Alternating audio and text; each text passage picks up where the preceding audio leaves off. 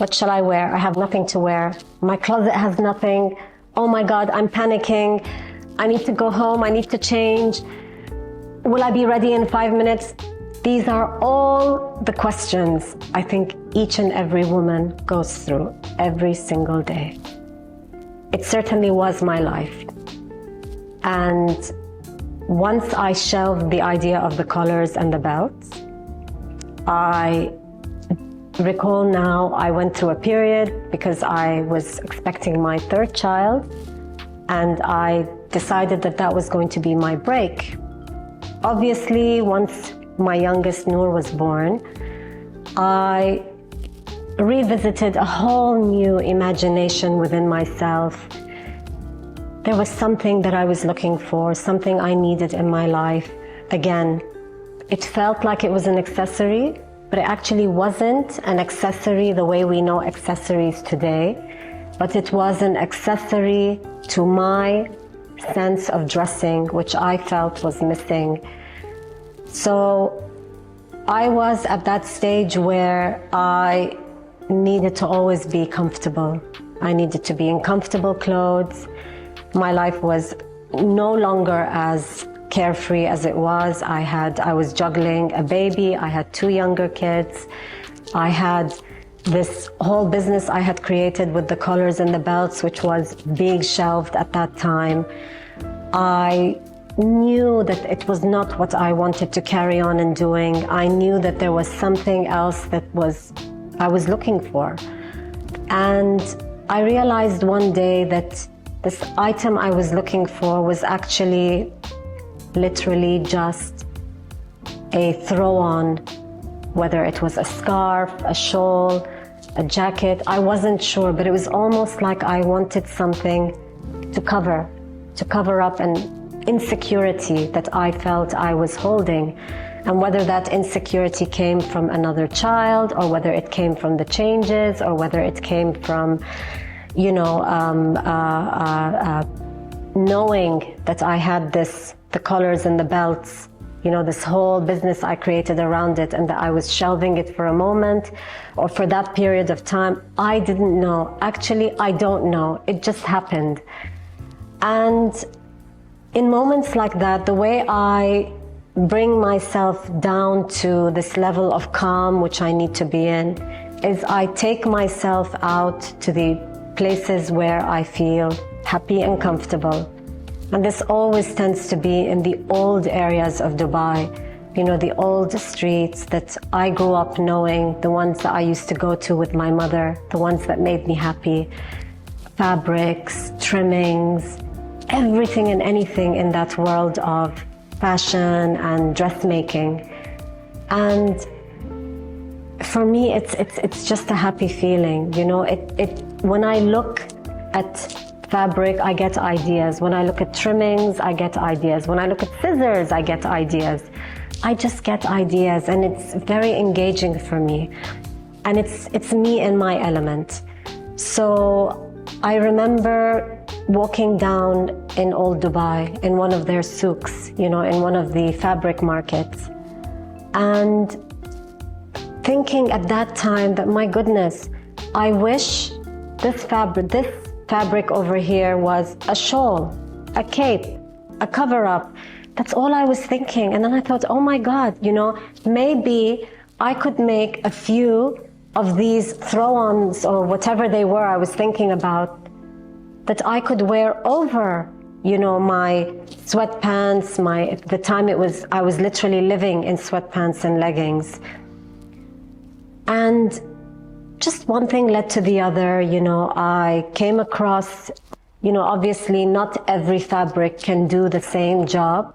You would need it to touch, feel, look in a specific way to be able to satisfy all the requirements that you're after.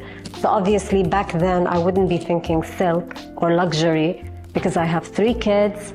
I need something I can wash every day very easily.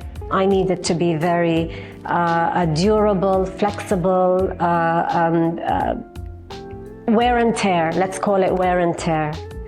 And from my experience and from from my experience with fabric, I knew that the only fabrics that can do that properly are either knitwears, jerseys, viscose, something with stretch, elastane. So I think this is where my focus became primarily to kind of look or to spot these types of fabrics.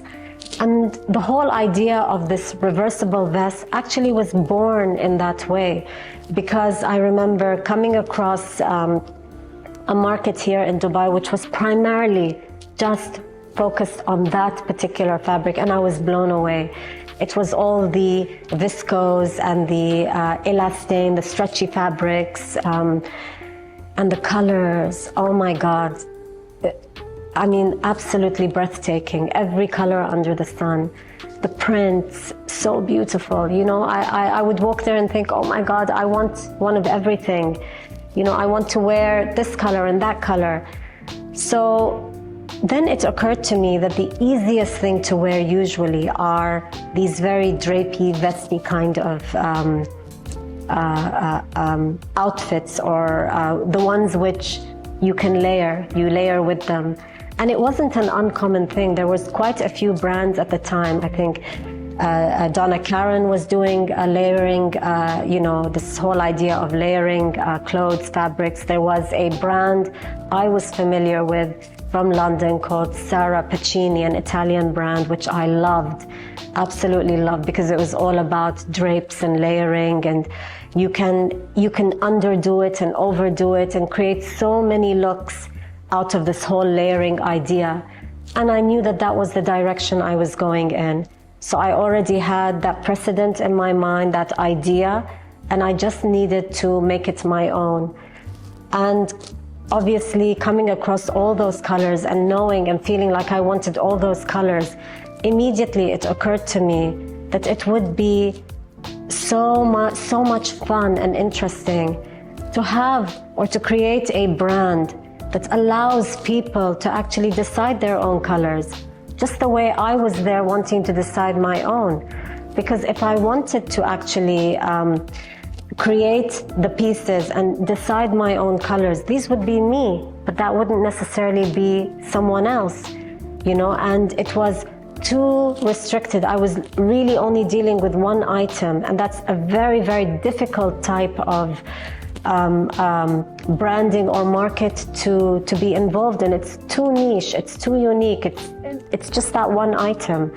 And the only way that you can play around with something or this kind of concept or idea is to offer a color chart.